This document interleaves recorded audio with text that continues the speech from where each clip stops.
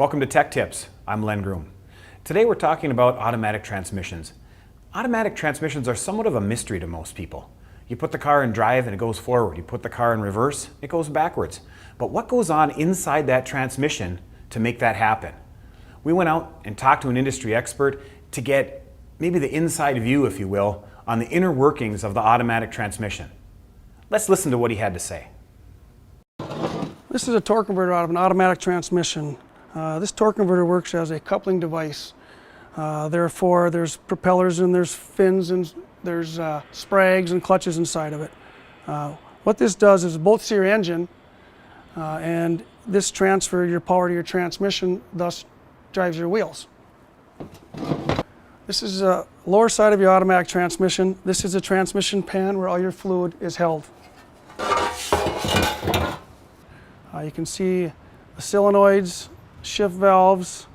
This thing is submerged in oil its whole life. Let me show you how complicated it is.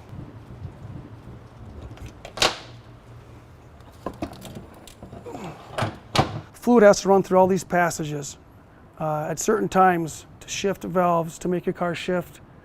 There you can see how crucial it is to keep a good clean fluid in here so you don't gum up the valves and have transmission problems. You move this aside.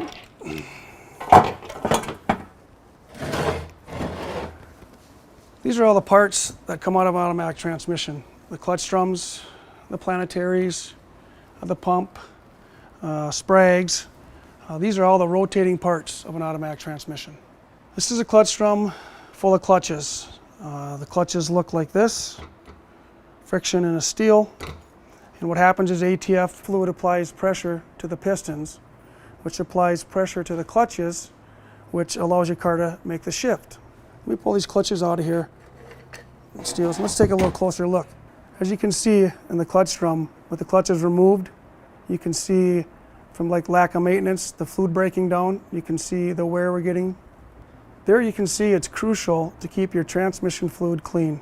This is a clutch drum and a band out of the transmission. You've heard of people talking about their band slipping. This is what they're talking about. This is the band, which wraps around this drum.